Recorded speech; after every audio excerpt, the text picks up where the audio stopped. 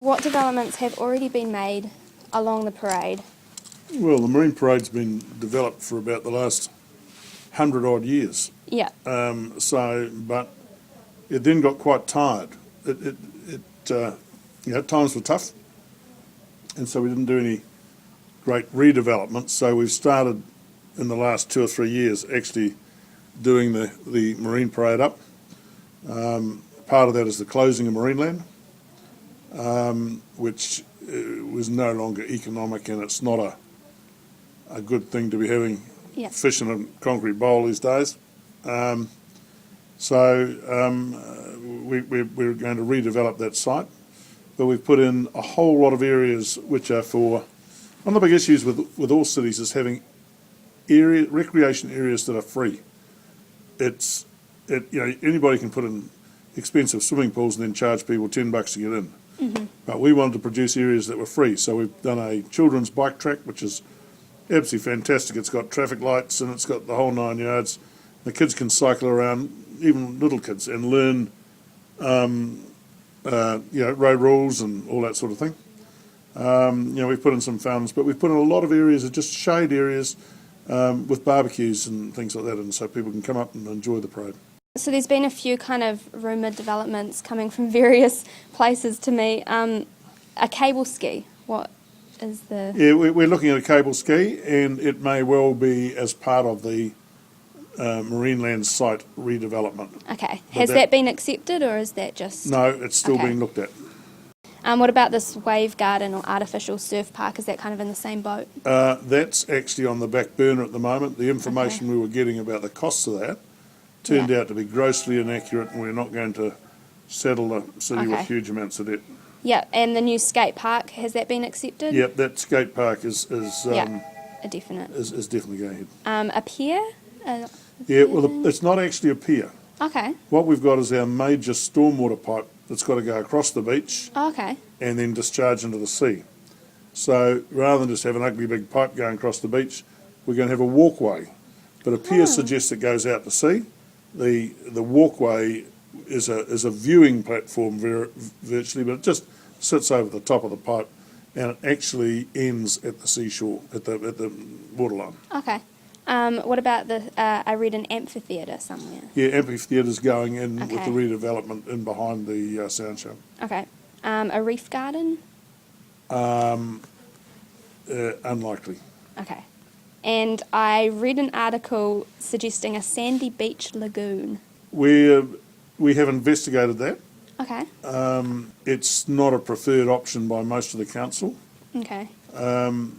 They are incredibly expensive to produce and incredibly expensive to maintain. So my guess at the moment, although it's still a live discussion, my guess at the moment is that it won't happen. So planning started in 2012, am I right, around that time? Yeah, planning for the redevelopment. Yeah. I mean, there's always been plans for the Marine Parade. Yeah. Are you able to give me a projected completion date? Yeah, we expect to have everything finished by around mid-2016. Have there been any proposals to develop further along the parade? So how far along the parade is the council? Yeah, there is. I mean, one of the things we're putting in is a pump track. Okay. And a pump track is sort of like a BMX track, but it's, you pump your handlebars and go over jumps and things like that. Yeah. And that's actually going, we talk about the boundary as the end of the Marine Parade. Okay. But that's actually going in south of the boundary. Okay. So it actually that's the beginning of the extension of Marine Parade further down. Are there any businesses helping to fund this project? Like, are there any kind of commercial council partnerships? Private-public partnerships. There is, like if we do go ahead with the wave park, that will definitely be a PPP. So we are looking at options all the time for private-public partnerships. But of course that only works when you're charging for something.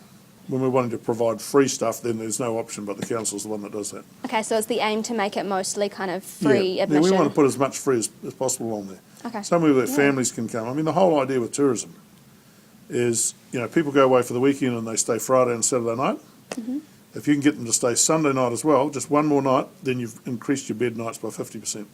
So 80 years on from the earthquake that pretty much destroyed Napier, what's the importance of this project in terms of Napier's rebuild of the Marine Parade? I know that area was quite hugely changed by the earthquake. Yeah, it was, and but what we're doing there now doesn't have any significance with the earthquake, really. Okay. It's just simply making our sort of front door look more attractive. So how do you think the atmosphere of the Marine Parade and Napier might or might not be affected by these changes? Will it follow a similar kind of Art Deco theme? Or? Well, no, we won't. We're not going to put in false Art Deco. Art Deco is a period, and we've got some great original examples of Art Deco. But we're a tourism town. That's what we promote, and we're just trying to provide. What we want is parents right around the country to say to their kids, where would you like to go for your Christmas holidays this year? And we want them to say Napier. So we say it's a development for kids of all ages. I know the beach along there is, I grew up here and we were always told that it was so dangerous. Are there any measures being taken to ensure the safety of everyone along here? Well, at the end of the day, there is quite a strong undertow at that beach. Yeah. But there's plenty of people swimming it and enjoy it. So it's not as dangerous as people make out. But at the end of the day, people, there's plenty of warning signs saying there's an undertow. Mm-hmm. If people want to swim, they'll swim. Have any studies been done involving the financial or tourism benefits that this could have for Napier? If so, what did they show? Yeah, well, but they have, but yeah. It's largely guesswork, isn't it? The economists will tell me it's a pure science, but at the end of the day, it's largely guesswork. We just know that the more attractions we put in, the more family-friendly we make the place, then the better it will be for tourism numbers, and the better the tourism numbers, the better the whole city does. So it's that's basically what we're working on.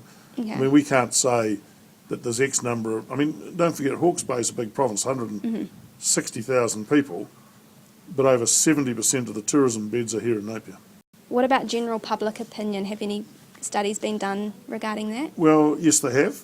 We've done some. We've taken some surveys to gauge public opinion, and where, for instance, when we do the pump park, we've actually surveyed residents from quite a wide area from around it and so on. So, yeah, we're talking to our public all the time. Yep. Did they express any opinions, like particular opinions, any concerns or any praises for it? Yeah, when we were looking at closing Marineland, we talked to the public, and there was a general feeling that Marineland had its day. So we closed it. So now we're not talking about Marineland, we talk about the Marineland site. Yeah. So there's general public. So, there is a general public support for things that we are doing that we can afford. How might this affect the kind of atmosphere for homeowners along there? I know there's going to be, or you're hoping for an influx of people to that area. So how do you think that might Homeowners bought their properties knowing that they're in a tourist zone. And so when we've approached them about specific areas like we did for the pump track, they're all very enthusiastic about it. Okay, during the construction of large features such as the skate park, should locals expect any obstruction to kind of daily activities? That's quite a central area for the port as well as... no, not really. No, it's off the road, and so it'll be no difference than a house being built in your street. So what is the future of Marineland and the animals there? Well, the animals have been sold. They're in quarantine at the moment. As soon as they finish their quarantine period, they're gone, and then the site can be demolished. I know it's been closed for quite a while now, so are you able to tell me why it took quite a while for those animals to be rehomed? Well, it's not easy. You've got to find homes for them, and we have done, and it's taken a lot of mucking around. They've got to have blood tests, and those blood tests can't be done in New Zealand, all those sorts of things. So, it's just one of those things that took time. We also had the Friends of Marineland that wanted it open, took an injunction out against us, and that had to go through the court, so that slowed the whole process down too. So the skate park next to Skate Zone, I'm aware, is used as a marketplace at the moment, and it's going to be redeveloped as well, am I right? Yep. Yep. So what's going to happen to those people that have the market there? Is the council taking any actions to help relocate them? Yeah, we're looking at options, and I've just had a Um, um, yeah, I've just had a meeting with the Napier urban market people today, and markets are part of the vibrancy of a city, so we'll make sure they've got a home. Okay. Do you think that will be somewhere along the parade or somewhere It's else? likely to be, but Okay. but you see, at the moment they basically use a car park. Yeah. What city actually has a lovely sea front door and use it as a car park? So Would there be any chance of them being moved back into the sound shell where they used to be? unlikely, because the sound shell's just about all to be redeveloped. Oh, what's going to happen to the sound shell? Well, it's going to remain as the same, but all the concrete's going to be ripped up in front of it. Because that used to be, when it was poured, that was beautiful Art Deco coloured concrete and everything like that, and it's just gradually deteriorated over the last Right. 70 or 80 years, and we're going to chop it up and pour some nice coloured Art Deco designs, because it is actually an old skating rink. Given some investments in the recent past that have not been so popular, such as the buses that are now being sold, and the museum has apparently not been as popular as anticipated, what makes this development one worth the investment, do you think?